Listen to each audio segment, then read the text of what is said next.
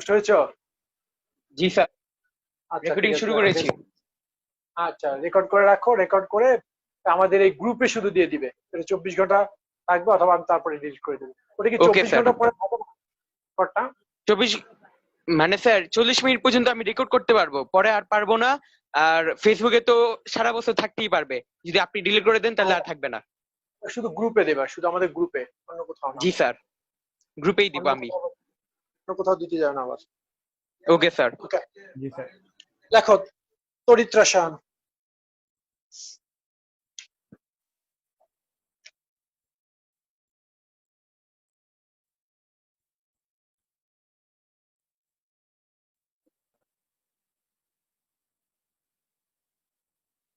Chapter একদম first একটা new page নিয়ে লেখো। স্যার আপনার ক্যামেরা অফ। স্যার আপনার ক্যামেরা অফ। ক্যামেরা অফ হয়েছে কেমনে? ও আচ্ছা, আমি তো ক্যামেরা এখন ক্লিয়ার না? জি স্যার। জি স্যার, ঠিক আছে। হ্যাঁ। আচ্ছা, ফার্স্ট তড়িৎ রসায়নে মনে রাখবা এই চ্যাপ্টারটা দুইটা অংশে ভাগ করা। একটা হলো তড়িৎ বিশ্লেষণ কোষ, আর একটা হলো তড়িৎ রাসায়নিক কোষ। তবে সবকিছুর আগে আমরা তড়িৎ নিয়ে কিছু কমন কথা বলবো, তারপরে আমরা বিশ্লেষণে চলে যাব, ভাগে চলে যাব। ক্লিয়ার?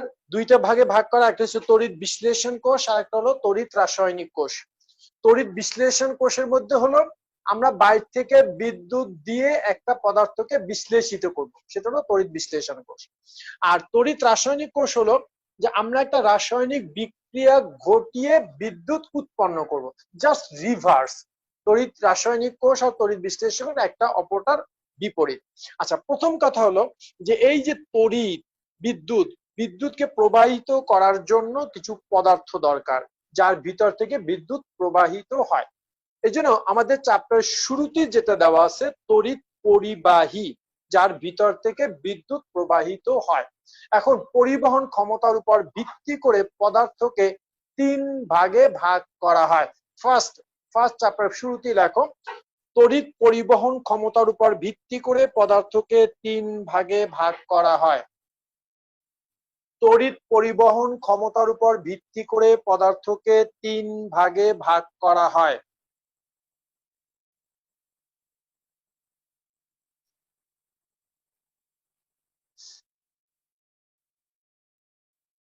তড়িৎ পরিবহন ক্ষমতার উপর ভিত্তি করে পদার্থকে 3 ভাগে ভাগ করা হয়।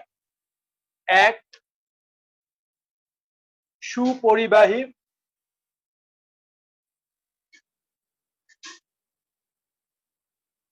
সুপরিবাহী পদার্থ। 2, কুপরিবাহী পদার্থ।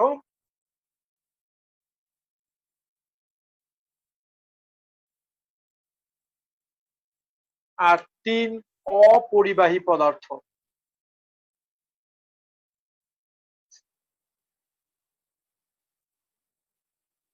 সুপরিবাহী, কুপরিবাহী এবং অপরিবাহী পদার্থ। প্রথম হলো পরিবাহী রশ্মিকার না দিগিক আছে? পরিবাহী, এটা দিগিকার হওয়া উচিত। পরিবাহী, এই রশ্মি আর দীর্ঘি নিয়ে কিন্তু অনেক ঝামেলা আছে বাংলায়, বুঝছো? জি স্যার। আমরা দীর্ঘিকার দিয়ে লেখি। এখন তোমরা যদি রশ্মিকার দিয়ে লেখো তার মিনিংটা বুঝে তারপর লেখো, কিন্তু আমরা সাধারণত বইয়ে, বেশিরভাগ বইয়ে দীর্ঘিকারই দেওয়া আছে। আচ্ছা, তাহলে সুপরিবাহী কি? স্যার এটার আগে তো কিছু লেখার নাই না? না, মাত্র তো শুরু করলাম। পার্টের আগে ওকে, মাত্র তো শুরু করলাম। কে তুমি? স্যার আমি মাত্র শুরু করলাম। একটু হ্যাঁ লেখো। আমরা বলছি পরিবহন ক্ষমতার উপর ভিত্তি করে পদার্থকে 3 ভাগে ভাগ করা হয়। এক হলো সুপরিবাহী, অকুপরিবাহী এবং অপরিবাহী। প্রথম হলো সুপরিবাহী পদার্থ কি? অর্থাৎ যে সকল পদার্থের মধ্য দিয়ে বিদ্যুৎ সুষ্ঠুভাবে প্রবাহিত হয়, একদম ফুললি প্রবাহিত হয়, তাদেরকে বলা সুপরিবাহী পদার্থ। যে সকল পদার্থের মধ্য দিয়ে বিদ্যুৎ সম্পূর্ণভাবে সুষ্ঠুভাবে প্রবাহিত, সেটা হচ্ছে সুপরিবাহী।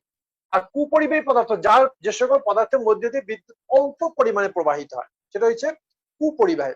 আর যার ভিতর থেকে বিদ্যুৎ প্রবাহিত হয় না সেটা হলো অপরিবাহী। এখন একটু উদাহরণ দিয়ে রাখো, ডেফিনেশন কি লাগবে? যে সকল পদার্থের মধ্যে দিয়ে বিদ্যুৎ সুষ্ঠুভাবে বা সুন্দরভাবে বা ভালোভাবে পূর্ণভাবে প্রবাহিত সুপরিবাহী, এক্সাম্পল কি? এটার এক্সাম্পল হবে সকল ধাতু, সকল ধাতু, আয়নিক যৌগ, সকল ধাতু কমা, এরপর আছে গ্রাফাইট, গ্রাফাইট, এরপর আয়নিক যৌগ। এরা সবই বিদ্যুৎ সুপরিবাহী পদার্থ। ওকে, কুপরিবাহী পদার্থের মধ্যে মেইনলি আছে পানি, পানি যার ভিতরে খুব অল্প পরিমাণে বিদ্যুৎ প্রবাহিত হয়। আর অপরিবাহী পদার্থের মধ্যে আছে কি বলো? কাগজ, শুকনা কাগজ যেটা আমরা বলি, রাবার, গ্লাস, শুকনা কাঠ, কাগজ বললে কাঠের বাকি থাকে না, শুষ্ক কাঠ, ভিজা কাঠ না কিন্তু, এগুলো হলো অপরিবাহী পদার্থ। আর কিছু যদি তোমাদের জানা থাকে সেগুলো দিতে পারো, অসুবিধা নেই। ওকে, স্যার অধাতু কোনটাতে পড়ে স্যার? অধাতু তো অপরিবাহীর মধ্যে পড়বে, অধাতু গুলো তো অপরিবাহী, কিন্তু অধাতু যখন যৌগের মধ্যে থাকে তখন তো সে আবার পরিবাহী হয়ে যায়, কিন্তু অধাতু যখন একা থাকবে তখন সে হবে অপরিবাহী। স্যার একেবারে Okay. বিশুদ্ধ পানি স্যার অপরিবাহী না স্যার? হ্যাঁ, না, বিশুদ্ধ পানি, একেবারে বিশুদ্ধ পানি হলো কুপরিবাহী, একেবারে বিশুদ্ধ পানির কথা আমরা বলছি। অপরিবাহী পদার্থ, কুপরিবাহী পদার্থের মধ্যে আমরা অপরিবাহী না। আর যদি অবিশুদ্ধ পানি হয়, অবিশুদ্ধ সেটা তো পানি স্যার হয় সেটা সুপরিবাহী, কিন্তু আবার সুপরিবাহী হয়ে যায়। অবিশুদ্ধ পানি হলে সেটা আবার সুপরিবাহী হয়ে যায়। আচ্ছা, এখন নিচে আবার লেখো স্যার রাবার অপরিবাহী না? সরি, রাবার অপরিবাহী পদার্থ না? হ্যাঁ অপরিবাহী, রাবার তো লিখছি তো আমি। কাগজ, রাবার, গ্লাস, শুষ্ক কাঠ। আর কিছু জানা আছে তোমাদের? তার থাকলে বলো। এগুলো হচ্ছে কি মাঝে মাঝে অবজেক্টিভ। Sir plastic. হ্যাঁ প্লাস্টিক, ইয়েস। বাঁশ তো ভিজে হলে তো কাঠের মধ্যে পড়ে যায়, বাঁশ। প্লাস্টিক এটা বলতে পারো, ঠিক আছে। প্লাস্টিক, প্লাস্টিক হলো স্যার অপরিবাহী। বাতাস কিসের মধ্যে পড়ে? ভালো, কোনটা বুঝিনি তোমার কথা। স্যার বাতাস কিসের মধ্যে পড়ে স্যার? অপরিবাহী নাকি? বাতাস, বাতাস, বাতাসের মধ্যে দিয়ে বিদ্যুৎ প্রবাহিত হয়, প্রথম কথা এটা বলো। গ্যাসীয় স্যার পদার্থের হাই মধ্যে দিয়ে ভোল্টেজ, স্যার হাই ভোল্টেজ থাকলে তো স্যার বাতাস আয়োনাইজড হয়ে স্যার পরিবাহী হয় স্যার তখন। বাতাস যখন আয়োনাইজড হবে, বাতাসের মধ্যে কি আছে? অক্সিজেন, নাইট্রোজেন, তাই তো? জি স্যার। আবার বাতাসের মধ্যে তো পানিও আছে, পানিও তো, যদি পানি বলি তাহলে ওটা, এই পানিটা আয়োনাইজড হতে পারে। কারণ বাতাস বলতে তো বাতাস কিছু না, বাতাস তো কিছু পদার্থের মিশ্রণ। তা আমরা যখন পদার্থ বলে ফেলছি তখন কি বাতাস কি তার বাকি বাইরে গেছে বলো? আমরা যখন বাতাস বলবো, বাতাস বলতে তো কিছু নেই। বাতাস হলো কিছু পদার্থের মিশ্রণ, ও মিশ্রণের মধ্যে পানিও তো আছে, অক্সিজেন আছে, কার্বন ডাই অক্সাইড আছে। হ্যাঁ, সেটা যখন আয়োনাইজড হবে তখন সে বিদ্যুৎ প্রবাহিত করবে। সেটা তো আমরা এখানে বলেই দিয়েছি, আয়নিক যৌগ। আয়নিক যৌগ কখন? যার ভিতরে আয়ন থাকবে, তাই না? এনিওয়ে, এখন লেখো সুপরিবাহী পদার্থ আবার দুই প্রকার। নিচে লেখো সুপরিবাহী পদার্থ আবার দুই প্রকার। সুপরিবাহী পদার্থ দুই প্রকার।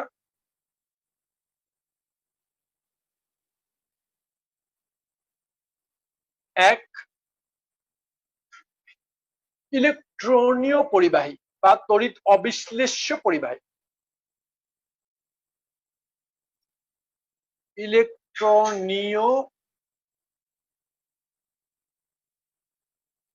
ইলেকট্রনীয় পরিবাহী বা তড়িৎ অবিশ্লেষ্য,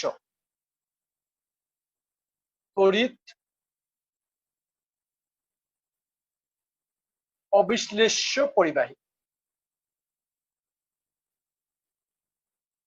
দুই হলো ইলেকট্রোলাইটিক পরিবাহী বা তড়িৎ বিশ্লেষ্য পরিবাহী। ইলেকট্রোলাইটিক,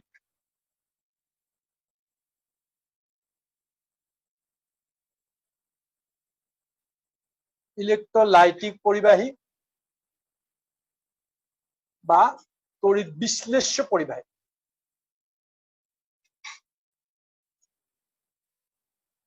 তড়িৎ বিশ্লেষ্য পরিবাহী। ইলেকট্রোলাইটিক পরিবাহী বা তড়িৎ বিশ্লেষ্য পরিবাহী।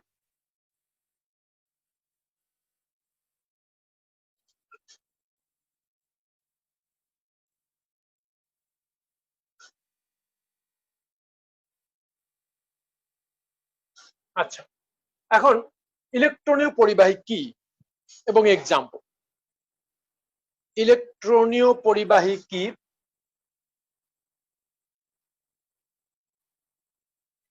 দেখো, ইলেকট্রনীয় পরিবাহী নিচে একটু লেখে নাও, এটা লাগবে ডেফিনিশনটা। যে সকল পরিবাহীর মধ্য দিয়ে বিদ্যুৎ প্রবাহ কালে কোনো রাসায়নিক পরিবর্তন হয় না তাদেরকে ইলেকট্রনীয় পরিবাহী বলা হয়। লেখে নাও এটা একটু। যে সকল পদার্থ বা পরিবাহী, যা লেখো, যে সকল পরিবাহীর মধ্য দিয়ে বিদ্যুৎ পরিবহন করে কোনো রাসায়নিক পরিবর্তন হয় না তাকে ইলেকট্রনীয় বা তড়িৎ অবিশ্লেষ্য পরিবাহী বলে।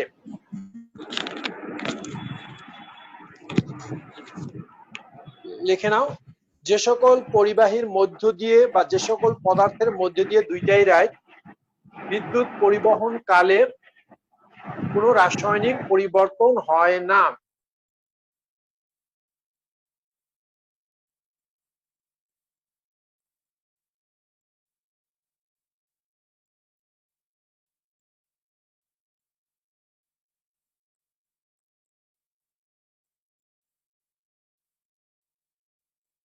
তাদেরকে ইলেকট্রনীয় পরিবাহী বা তড়িৎ অবিশ্লেষ্য পরিবাহী বলে।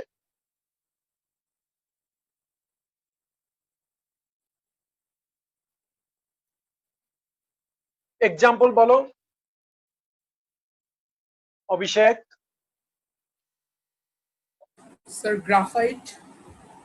হ্যাঁ, গ্রাফাইট রাইট। এছাড়া ধাতব তার। এক কথায় ধাতু বললেই হয়ে যায়। এক কথা হয়েছে ধাতু। ধাতু এবং গ্রাফাইট। অধাতুর মধ্যে আছে গ্রাফাইট, আর ধাতু তো ধাতু। আর এরপরে নিচে একটা ডেফিনেশন রাখো, ইলেকট্রোলাইটিক পরিবাহী। ইলেকট্রোলাইটিক পরিবাহী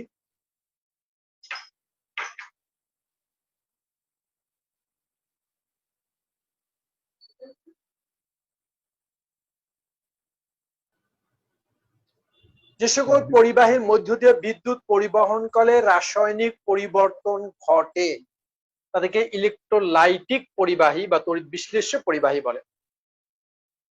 ডেফিনেশনটা লেখো এবং এক্সাম্পল দাও। যে সকল পরিবাহীর মধ্য দিয়ে বিদ্যুৎ পরিবহন কালে রাসায়নিক পরিবর্তন ঘটে তাদেরকে ইলেকট্রোলাইটিক বা তড়িৎ বিশ্লেষ্য পরিবাহী বলে। এক্সাম্পল কি বলো? বলো। আয়নিক যৌগ। সকল আয়নিক যৌগ। সকল আয়নিক যৌগ।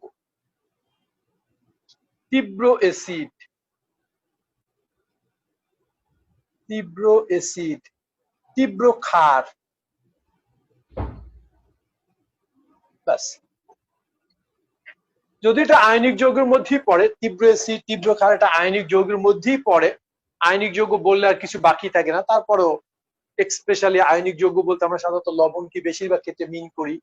অ্যাসিড ক্ষারকে আমি আলাদা করে লিখলাম। স্যার একটা কোশ্চেন ছিল স্যার। বলো। স্যার অনেক সমযোজী যৌগের তো আয়নিক বৈশিষ্ট্য আছে স্যার, তাহলে অয়ত স্যার ইলেকট্রোলাইটিক পরিবাহী হবে না? সমযোজী যৌগ, এখন তুমি যদি বলো যে অ্যাসিটিক অ্যাসিড। জি স্যার। অ্যাসিটিক অ্যাসিড বলো, এটা কি সমযোজী না আয়নিক? সেটা আয়নিক যৌগ স্যার। অ্যাসিটিক অ্যাসিড স্যার সমযোজী যৌগ স্যার। জৈব যৌগ। জৈব যৌগ সে তো সমযোজী অবশ্যই, কিন্তু অ্যাসিটিক অ্যাসিডকে পানিতে দিলে কি হবে? সামান্য পরিমাণে আয়নিত হবে না? জি স্যার। যখন সামান্য আয়নিত হবে তখন কি সামান্য পরিমাণে বিদ্যুৎ পরিবহন করবে না? করবে। জি স্যার, করবে স্যার। বুঝছো? এখন ওই সমযোজী যৌগকে আমরা ওইভাবে উদাহরণের মধ্যে কমন আনবো না।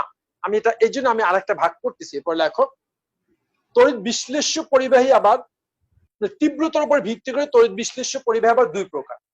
এই তড়িৎ বিশ্লেষ্য পরিবাহী আবার দুই প্রকার। নিচে একটু লেখে নাও, তড়িৎ বিশ্লেষ্য পরিবাহী আবার দুই প্রকার। একটা হচ্ছে তীব্র তড়িৎ বিশ্লেষ্য, আর একটা হচ্ছে মৃদু তড়িৎ বিশ্লেষ্য। এগুলো কিন্তু অবজেক্টিভে আসছে। তোমরা যদি বোর্ডের বা বিভিন্ন সময় কলেজের অবজেক্টিভ দেখো, তার মধ্যে কিন্তু এই এক্সাম্পল গুলো অবজেক্টিভের মধ্যে আসবে। দেখো তড়িৎ বিশ্লেষ্য পরিবাহী আবার দুই প্রকার। একটা হলো তীব্র তড়িৎ বিশ্লেষ্য, আর একটা হলো মৃদু তড়িৎ বিশ্লেষ্য।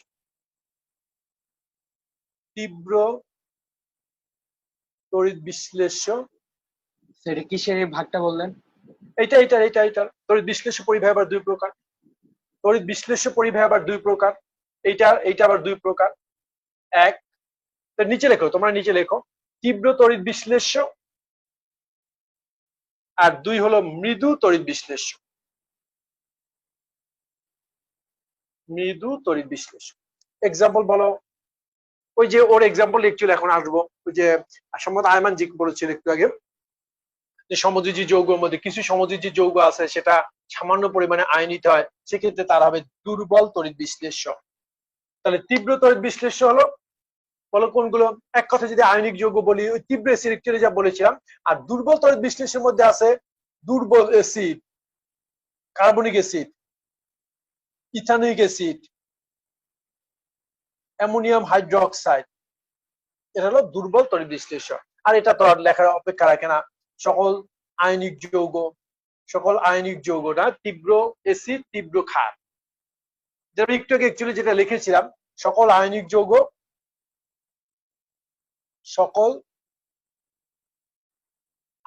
এখানে একটা কিন্তু কথা আছে। ওই আয়নিক যৌগের মধ্যে যখন সমযোজী বৈশিষ্ট্য চলে আসবে, ওটি কিন্তু আমরা এই আয়নিক যৌগের এইটার মধ্যে ফেলবো না। বুঝছো কথাটা? আয়নিক যৌগ তো অনেক আছে, যেমন অ্যালুমিনিয়াম অক্সাইড তো একটা আয়নিক যৌগ, কিন্তু এটার ভিতরে কি অনেক সমযোজী বৈশিষ্ট্য আছে, সাধারণ তাপমাত্রায় গলেই না। যেটাকে বক্সাইড, তোমরা ছোটবেলা মানে পড়ে আসছো, বক্সাইড থেকে অ্যালুমিনিয়াম ধাতু নিষ্কাশন প্রায় 1600 ডিগ্রি সেলসিয়াস তাপ দিতে এটাকে গলাবার জন্য। আচ্ছা, এক কথা সকল আয়নিক যৌগ, তীব্র অ্যাসিড, তীব্র ক্ষার ইত্যাদি, যেটা আমি অ্যাকচুয়ালি আগের এক্সাম্পলে দিয়েছিলাম। আর এখানে মৃদুর মধ্যে এই কটাকে একটু আলাদা করে ফেললেই হয়। স্যার তীব্র তড়িৎ বিশ্লেষণের মধ্যে সকল আয়নিক যৌগটা কিরকম জানি হয় না, মানে এটা তো আবার মৃদুতেও পড়তে পারে, তো এটা না দিলে ভালো না? তীব্র সকল আয়নিক যৌগ, তীব্র অ্যাসিড, তীব্র ক্ষার, সকল আয়নিক যৌগ মৃদুর মধ্যে পড়বে কেন? সকল আয়নিক যৌগ যেটাকে আমরা বলি, যেটা পানিতে সম্পূর্ণরূপে দ্রবণীয়। এখানে একটা কথা যদি চাও লিখতে পারো, সকল আয়নিক যৌগ যা পানিতে সম্পূর্ণ দ্রবণীয়, তাহলে বাকি থাকে না কিছু।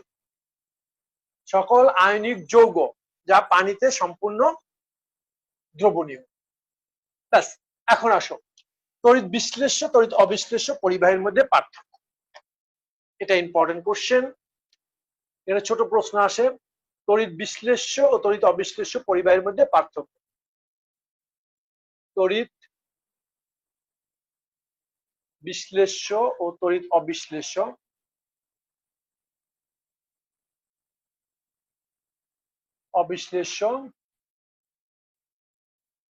পরিবাহীর মধ্যে পার্থক্য। তড়িৎ বিশ্লেষ্য ও তড়িৎ অবিশ্লেষ্য পরিবাহীর মধ্যে পার্থক্য।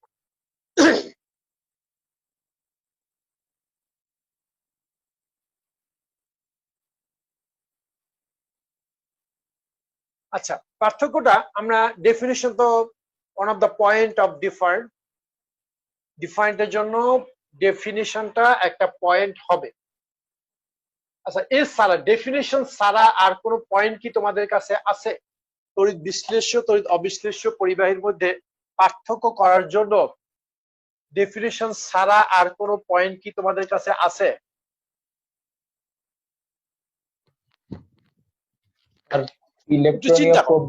চিন্তা তোমাদের উপরে চিন্তা ছেড়ে দিছি, পারতেই হবে এমন কোনো কথা নাই।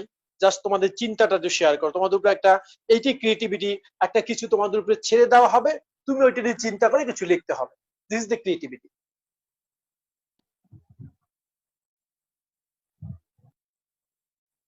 তড়িৎ বিশ্লেষ্য, তড়িৎ অবিশ্লেষ্য, যেটা আমি একটু আগে বলেছি, তড়িৎ অবিশ্লেষ্য মানে ধাতু।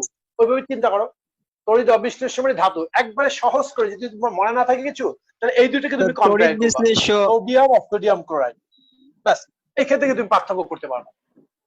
বুঝতে পেরেছো? স্যার সোডিয়াম আর সোডিয়াম ইলেকট্রন দান করতে পারে তড়িৎ বিশ্লেষ্য, এইভাবে বলে যাব?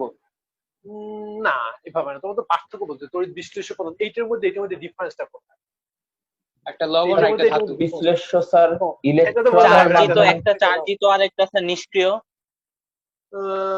আমি কিন্তু পার্থক্য জানতে চাই। স্যার তড়িৎ একটা বিশ্লেষ্য আয়ন আকারে হয়, একটা ইলেকট্রনের মাধ্যমে পরিবহন করে। ব্যাস, অভিষেক বলেছে মনে হয়। এইটা হচ্ছে ফার্স্ট পয়েন্ট, এবং this is a very very important point, যে এইটা বিদ্যুৎ পরিবহন করে ইলেকট্রনের মাধ্যমে। আমি কি ভুল লিখছি? আমি ভুল লিখছি, তুমি বলো না কেন? তড়িৎ অবিশ্লেষ্য, অবিশ্লেষ্য তো ধাতু, তড়িৎ বিশ্লেষ্য তো স্যার উল্টা লিখছেন। তুমি বলবো না তার উল্টা লিখছেন? আমি তো ভুল লিখে বসে আছি। তড়িৎ বিশ্লেষ্য হলো আয়নিক যৌগ, আর তড়িৎ অবিশ্লেষ্য বিশ্লেষিত হবে না। তা এইখানে তড়িৎ অবিশ্লেষ্যের ক্ষেত্রে বিদ্যুৎ পরিবহন করছে গিয়ে ইলেকট্রন, এখানে বিদ্যুৎ পরিবহন করছে গিয়ে আউটারমোস্টের ইলেকট্রন, আর এইখানে বিদ্যুৎ পরিবহন করছে গিয়ে আয়ন। ফার্স্ট এবং ইম্পর্টেন্ট পয়েন্ট। দেখো ডেফিনেশন এগুলো সফট করে লিখে রাখো। ডেফিনেশনের জন্য জায়গা খালি রাখো, লিখতে হবে না। সংজ্ঞার জন্য একটা জায়গা খালি রেখে, প্রথম পয়েন্ট তো সংজ্ঞা, সংজ্ঞার জন্য জায়গা খালি রাখো, এখানে সংজ্ঞা। ব্যাস, সেকেন্ড পয়েন্ট, তড়িৎ বিশ্লেষ্য পরিবাহিতে আয়নের মাধ্যমে বিদ্যুৎ পরিবাহিত হয়, আর এখানে ইলেকট্রনের মাধ্যমে বিদ্যুৎ প্রবাহিত হয়। এখানে সে আয়নের মাধ্যমে বিদ্যুৎ প্রবাহিত হয়, ওখানে ইলেকট্রনের মাধ্যমে বিদ্যুৎ প্রবাহিত হয়। স্যার তড়িৎ বিশ্লেষ্যতে কি হয়? তড়িৎ বিশ্লেষণ আয়নের আয়ন না, মাধ্যমে? আয়ন না, এখানে আচ্ছা। সোডিয়াম আয়ন আর ক্লোরাইড আয়ন হয়েই তো তারপর বিদ্যুৎ প্রবাহিত হবে। এখানে আয়নের মাধ্যমে বিদ্যুৎ প্রবাহিত হয়, এখানে সে ইলেকট্রনের মাধ্যমে বিদ্যুৎ প্রবাহিত হয়। আয়নের মাধ্যমে বিদ্যুৎ প্রবাহিত হয়, এখানে ইলেকট্রনের মাধ্যমে। এখানে আয়নের মাধ্যমে, এখানে ইলেকট্রনের মাধ্যমে। গেল। থার্ড পয়েন্ট, স্যার একটা রাসায়নিক পরিবর্তন ঘটে, একটা ভৌত পরিবর্তন ঘটে। এখানে ভৌত পরিবর্তন তো হয় না, হয় এখানে কি গলনাঙ্ক স্ফুটনে কি কোনো চেঞ্জ হয় বলো? এটা কি গলে যায় যখন গ্রাফাইট রাসায়নিক প্রক্রিয়া না তো স্যার। না হোক, মানে কপারের মধ্যে দিয়ে যখন বিদ্যুৎ প্রবাহিত, তুমি সিম্পল চিন্তা করো, আমাদের বিল্ডিং এ যত ইলেকট্রিসিটি তার আছে, তারের মধ্যে কি তার এটা জানো? তারটা কিসের তার? আমাদের তামার তার। এই তামার তারে ভৌত পরিবর্তন যদি হতো, ভৌত পরিবর্তন কি হয়? সে গলে যাবে, অথবা তার গলনাঙ্ক চেঞ্জ হবে। হ্যাঁ, তারের ভিতরে যখন ইলেকট্রিসিটি যায় স্যার, তারটা গরম হয়ে যায় না স্যার? গরম তাপমাত্রা তো ভৌত বৈশিষ্ট্য না। ভৌত পরিবর্তনের বৈশিষ্ট্য, ভৌত বৈশিষ্ট্য তাপমাত্রা বৃদ্ধি। তাপমাত্রা বৃদ্ধিটা ভৌত পরিবর্তন না। ভৌত পরিবর্তন মানে সে গলে যাবে, গলনাঙ্ক স্ফুটনাঙ্ক পরিবর্তন হবে, ওরকম কিছু একটা হয়।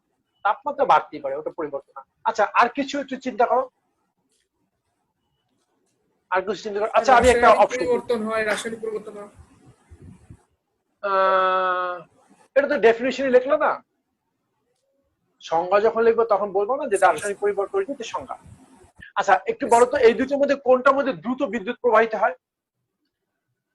স্যার অবভিয়াসলি তড়িৎ অবিশ্লেষ্যের মধ্য দিয়ে স্যার। তড়িৎ অবিশ্লেষ্য। Obviously, তড়িৎ অবিশ্লেষ্য। দিস ইজ দ্য পয়েন্ট, যে তড়িৎ অবিশ্লেষ্য পরিবাহিতে বিদ্যুৎ দ্রুত প্রবাহিত হয়, আর এখানে বিদ্যুৎ ধীরে প্রবাহিত হয়। এটা কিন্তু একটা কোশ্চেন আসছে কোন বোর্ডে আমার মনে নাই, প্রশ্নটা এরকম ছিল, তড়িৎ বিশ্লেষ্য পরিবাহিতে বিদ্যুৎ ধীরে প্রবাহিত হয় কেন? আমরা বলছি ধীরে প্রবাহিত হয় কেন? Yes, good. কে বলছে এটা? আচ্ছা, ইয়েস, জান্নাত। ওকে, থ্যাংক ইউ জান্নাত, ইউ আর রাইট। তো এটাই যে ওই যে আয়নের মাধ্যমে বিদ্যুৎ প্রবাহিত হয়, এখানে হলো ইলেকট্রনের মাধ্যমে বিদ্যুৎ প্রবাহিত হয়, যার ফলে এখানে ধীরে বিদ্যুৎ প্রবাহিত হয়, এখানে দ্রুত। আগে এটা লেখো যে তড়িৎ বিশ্লেষণের ক্ষেত্রে লেখো ধীরে বিদ্যুৎ প্রবাহিত হয়। আমি পয়েন্টের মধ্যে ডেফিনেশন ওই ব্যাখ্যাটা দিয়ে দিব। এখানে লেখো বিদ্যুৎ ধীরে প্রবাহিত হয়, কারণ বিদ্যুৎ ধীরে প্রবাহিত হয় কারণ ওই আনসারটিকে আমি এখানে লিখে দিচ্ছি। দেখো, আয়নের বিদ্যুৎ ধীরে প্রবাহিত হয় কারণ আয়নের ভর বেশি। এক মিনিট বিদ্যুৎ ধীরে প্রবাহিত হয়, তারপর দেখো কারণ তড়িৎ বিশ্লেষণ পরিবাহিত আয়নের মাধ্যমে বিদ্যুৎ প্রবাহিত হয় এবং আয়নের ভর বেশি বলে বিদ্যুৎ ধীরে প্রবাহিত হয়। আই রিপিট ইট, প্রথমে হচ্ছে ধীরে বিদ্যুৎ প্রবাহিত হয়, তারপরে লিখবা আয়নের মাধ্যমে বিদ্যুৎ প্রবাহিত হয়, আয়ন ভারী বলে বিদ্যুৎ ধীরে প্রবাহিত হয়। সবাই ক্লিয়ার হয়েছে? এখন আমি তিনটা পয়েন্ট বলছি, একটা হচ্ছে আয়নের মাধ্যমে বিদ্যুৎ প্রবাহিত হয়, প্রথমে যে ধীরে বিদ্যুৎ প্রবাহিত হয়, আয়নের মাধ্যমে বিদ্যুৎ প্রবাহিত হয়, আয়ন ভারী বলে বিদ্যুৎ ধীরে প্রবাহিত হয়। এখানে বলো দ্রুত বিদ্যুৎ প্রবাহিত হয়, দ্রুত বিদ্যুৎ প্রবাহিত পয়েন্টগুলো লেখো। ইলেকট্রনের মাধ্যমে ইলেকট্রনের মাধ্যমে প্রবাহিত হয়, আর ইলেকট্রনের আয়ন মাধ্যমে হালকা বিদ্যুৎ প্রবাহিত হয়, আর ইলেকট্রন হালকা বলে বিদ্যুৎ দ্রুত, ইলেকট্রন হালকা বলে বিদ্যুৎ দ্রুত প্রবাহিত হয়, ইলেকট্রন হালকা বলে বিদ্যুৎ দ্রুত প্রবাহিত হয়।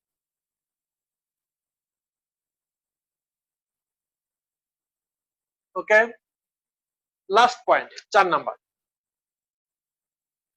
4 4 নম্বর number point, no, another important point, এটাও একটা আলাদা কোশ্চেন।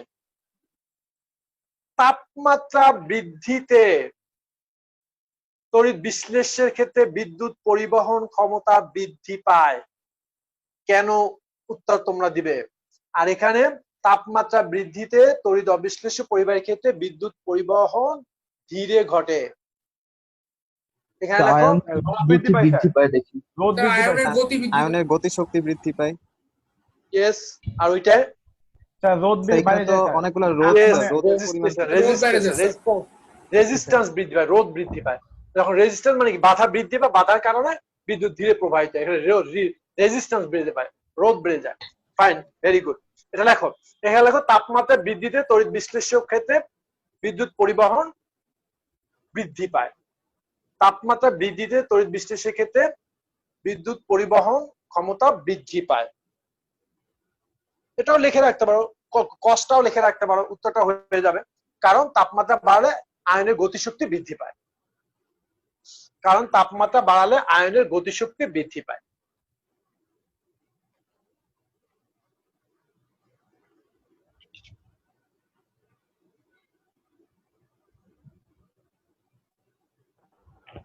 স্যার 4 নাম্বার পয়েন্টটা কি ছিল, যে তাপমাত্রা বৃদ্ধিতে 4 নম্বর পয়েন্ট ছিল বিশ্লেষণ? তাপমাত্রা বাড়ালে তড়িৎ বিশ্লেষের ক্ষেত্রে বিদ্যুৎ পরিবহন বৃদ্ধি পায়।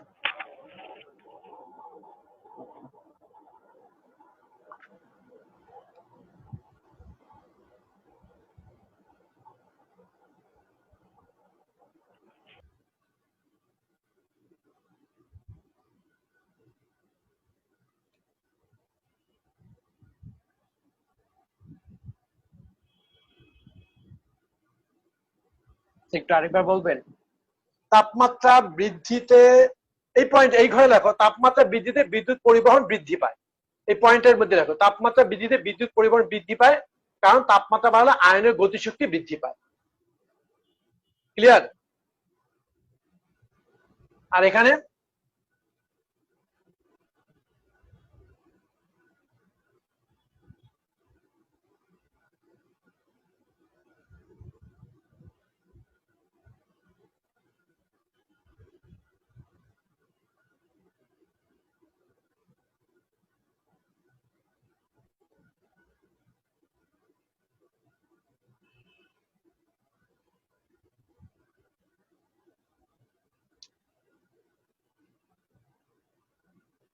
হয়েছে, জি স্যার।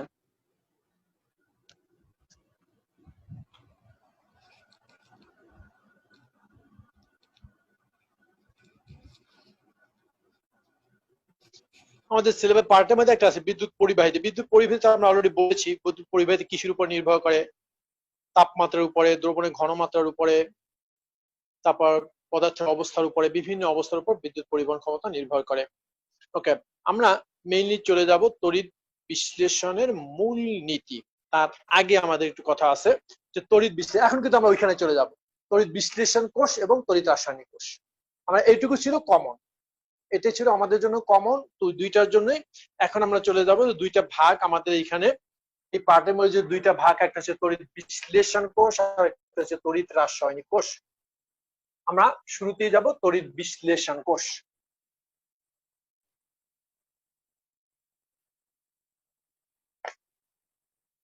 তড়িৎ বিশ্লেষণ কোষ।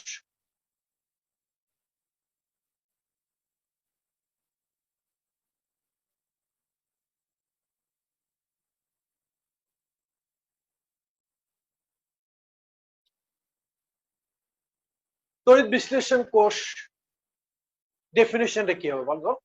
যে কোষে বাইরে থেকে বিদ্যুৎ প্রবাহিত করে একটি রাসায়নিক বিক্রিয়া সংঘটিত করা হয় তাকে তড়িৎ বিশ্লেষণ কোষ বলে। লিখে রাখতে পারো, যে কোষে বাহির থেকে বিদ্যুৎ প্রবাহিত করে একটি রাসায়নিক বিক্রিয়া সংঘটিত করা হয় তাকে তড়িৎ বিশ্লেষণ কোষ বলে। যে কোষে বাহির থেকে বিদ্যুৎ প্রবাহিত করে একটি রাসায়নিক বিক্রিয়া সংঘটিত করা হয়। আমাদের লাইন মনে কেটে যাবে, বুঝছো? 1 মিনিট সময় আছে, আই থিঙ্ক। আমি কেটে গেলে আমি 4 মিনিট ঢুকে পড়বো। 4 মিনিট বাকি আছে। জি স্যার। আচ্ছা, লাইন কেটে গেলে আমি এই লিঙ্কে আবার স্টার্ট করব, তোমরা লিঙ্কে ঢুকে পড়বে। স্যার আবার একটু বলবেন স্যার? বলছি, যে কোষে বাহির থেকে বিদ্যুৎ প্রবাহিত করে একটি রাসায়নিক বিক্রিয়া সংঘটিত করা হয়, যে কোষে বাহির থেকে বিদ্যুৎ প্রবাহিত করে একটি রাসায়নিক বিক্রিয়া সংঘটিত করা হয় তাকে তড়িৎ বিশ্লেষণ কোষ বলে। মানে বাইরে থেকে বিদ্যুৎ দিয়ে একটা রাসায়নিক বিক্রিয়া সংঘটিত করবে।